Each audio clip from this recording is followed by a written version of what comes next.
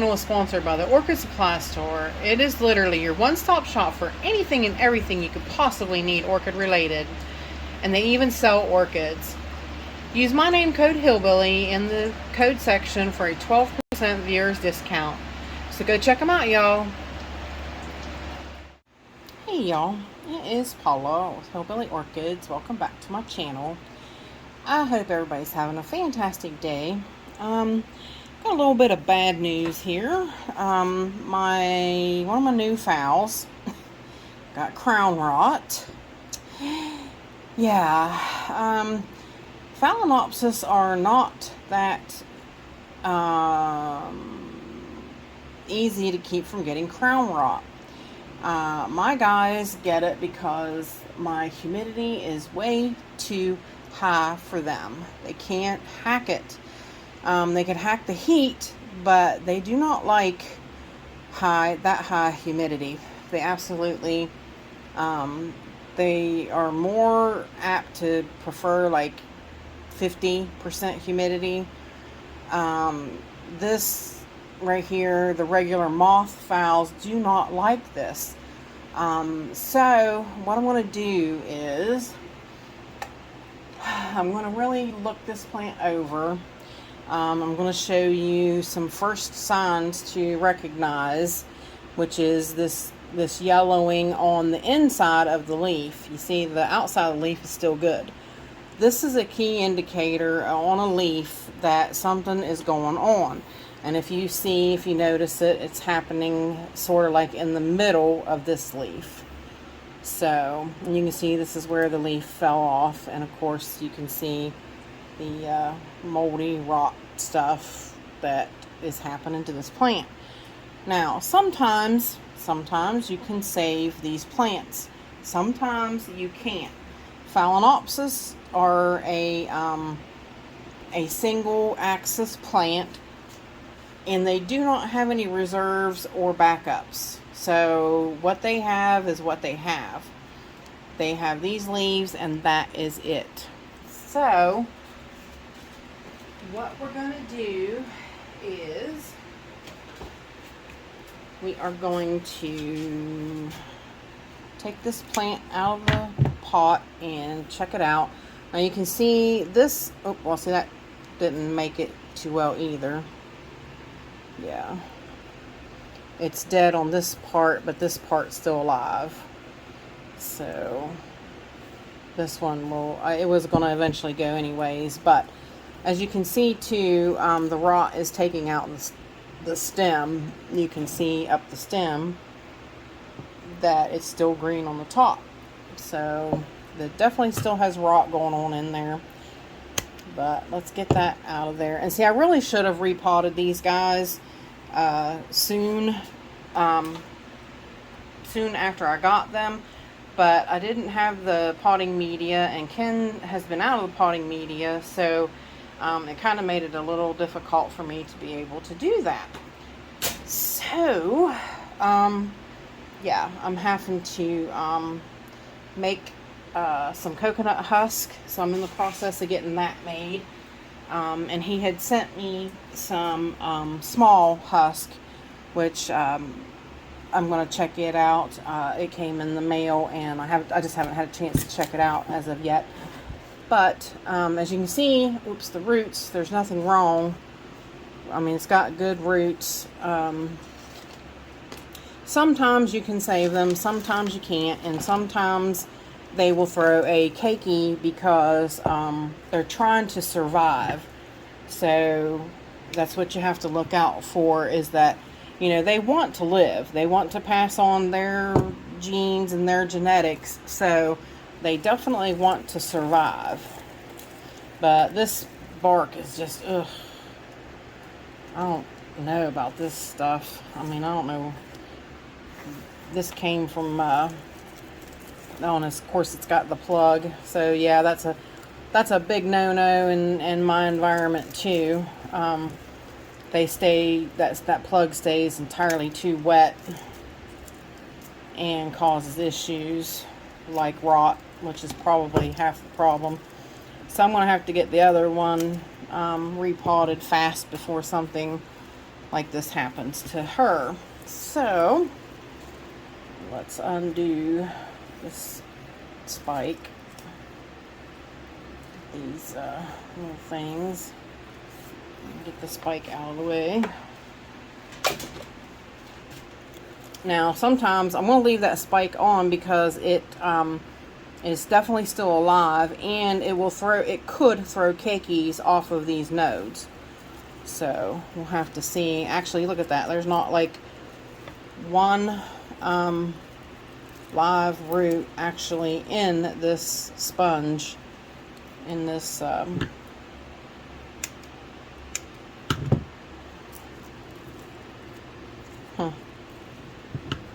that's kind of surprising. So none of the roots were in there, but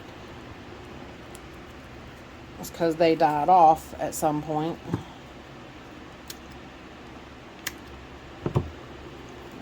Cutting this off.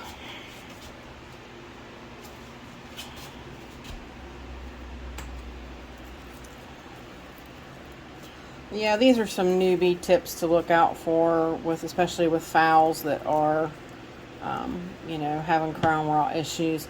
Like I said, the best thing that you can do for them is get them out of a high humidity environment, because they just do not tolerate the high humidity at all. And they can for a little bit. They can tolerate it for a little bit, but they don't like it for long periods.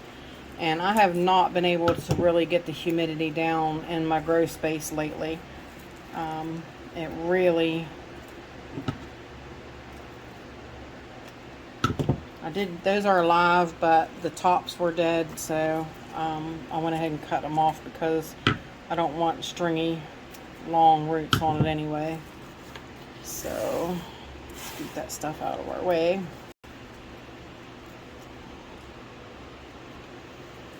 Now we shall see. I'm going to go ahead and cut this leaf. Like I said, it won't make it. So we're going to go ahead, sadly, and get rid of that leaf. And yeah, that stem was right in that root rot. Okay. Now there's lots of moldy looking stuff in there. I'm going to see how soft and yucky it looks. It's not as soft and yucky as it really appeared. Now, I'm going to give you a fair warning, okay? I know I have seen people spray hydrogen peroxide in there, and honestly, that's a no-no. That's not good for it. That you do not... Hydrogen peroxide turns to pure H2O after the hydrogen has burned off. It turns to straight water. So only thing you did was just add more water to a rot situation. So you do not want to do that. So do not add any more water to that.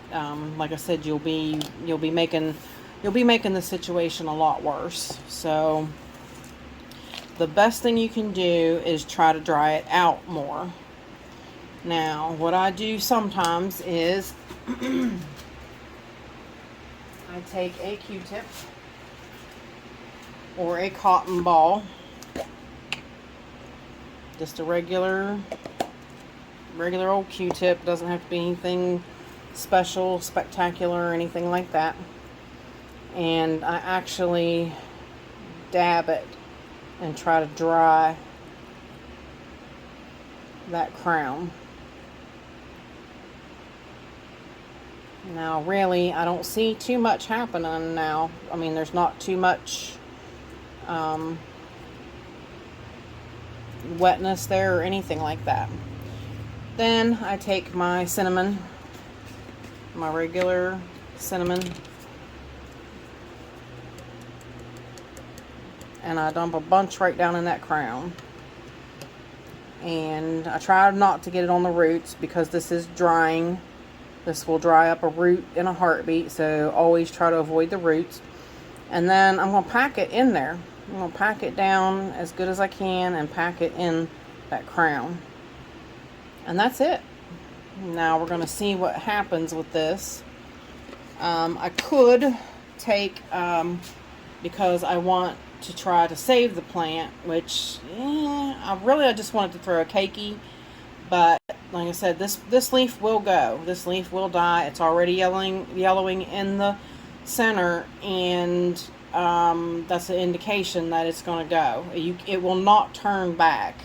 It will never turn green again. So it is done for. It'll just take a matter of time before it's gone.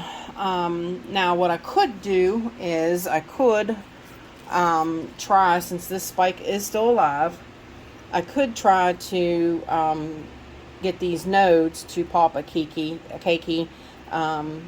with keiki paste. So, and you always want to try to do the ones closest to the plant, because the other ones usually, the further ones up usually throw a branching spike instead of a keiki. So yeah, it's best to try to do them the closest ones to the plant. But you know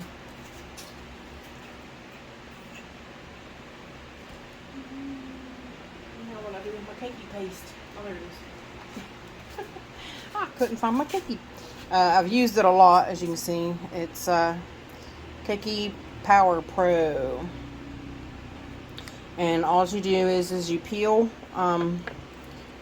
those bracts off of the stem, and you make it open wounded flesh, in other words, of the plant.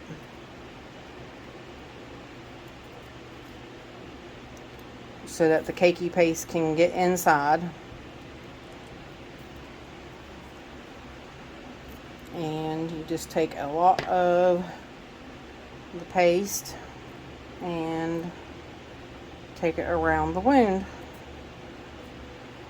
And I do it on several, 2 to 3 nodes, just, you know, for better chances.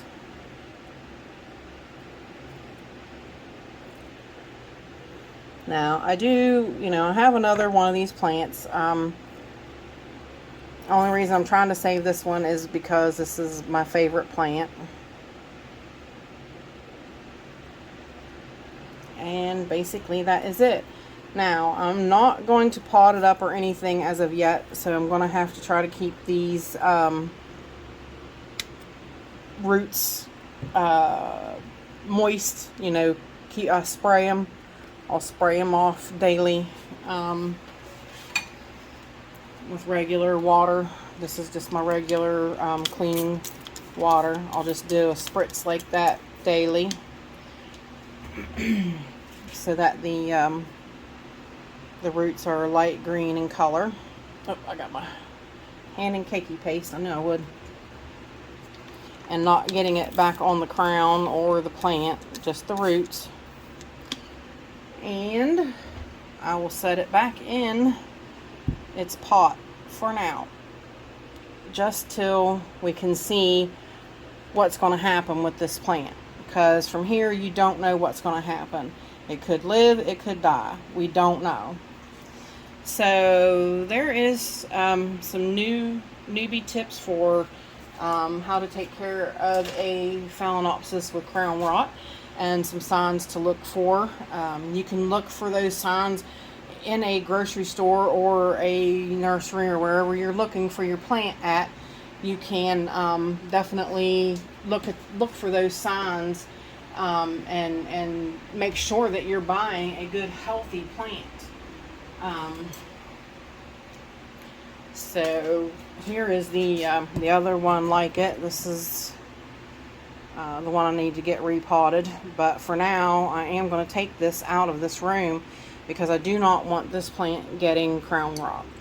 So, but yep, there you guys go. That is some tips on how to handle crown rot and Phalaenopsis. And if you guys have any questions or anything, please feel free to leave them in the comments. And with that said, I appreciate all you beautiful, wonderful people stopping by and hanging out with me. And bye for now, y'all, till we meet again.